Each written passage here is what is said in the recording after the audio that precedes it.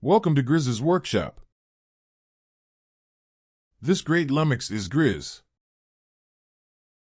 Not an expert or an exemplar of safety.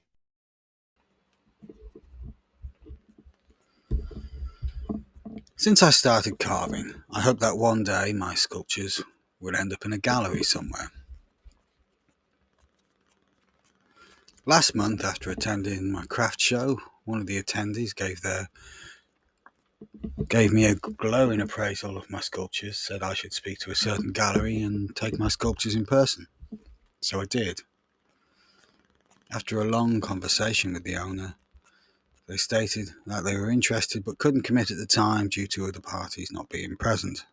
During the conversation, he suggested my next sculpture be a curlew and bring it in when it's finished.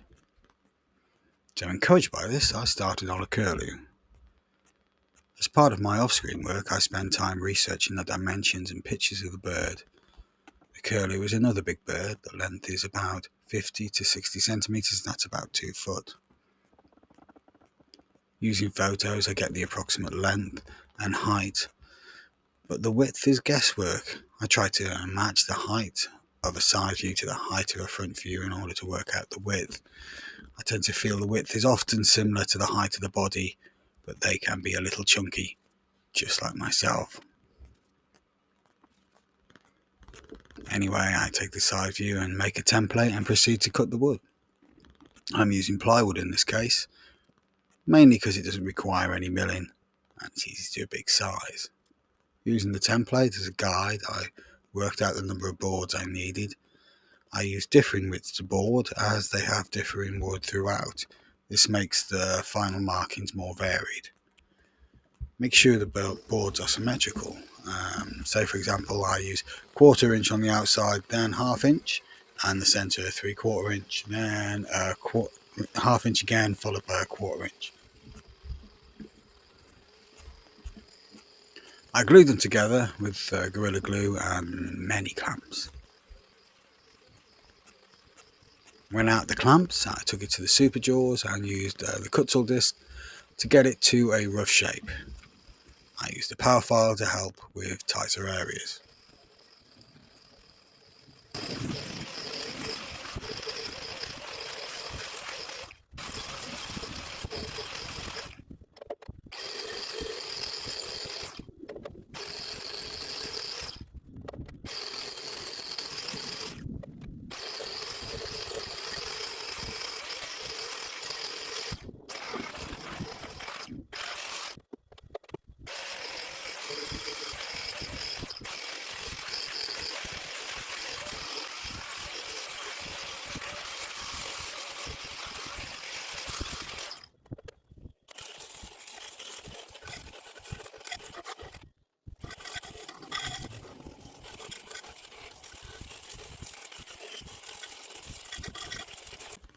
Once closer to the final shape, I bring the bird inside and I start using the belt bobbin sander to smooth and finesse.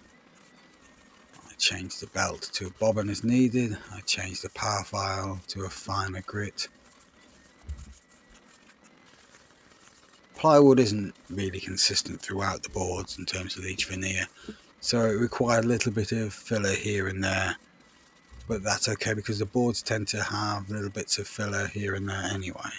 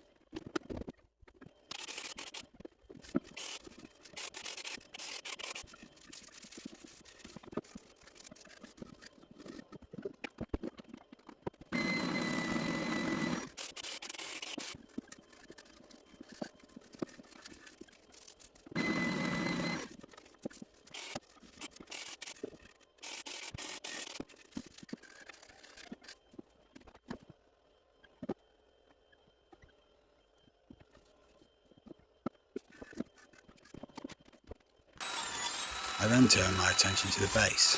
I had a nice bit of spalted beech in the shop. That was nice and heavy, so I cut a bit of that. I used my table saw to gradually cut through the beam. I raised the blade for each cut, and when it came to cutting all the way through, I moved the fence out of the way to avoid any kickback. Sanded the base all around and used some black epoxy putty to fill in any small cracks in the base.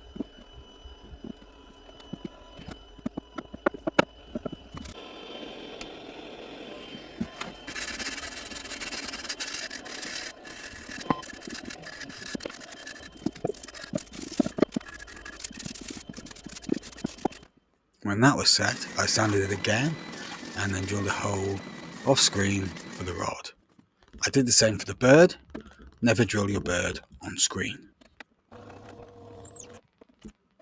I first used a brass tube for the leg, but it was far too shaky whenever I touched it, so I swapped it out for a solid brass rod.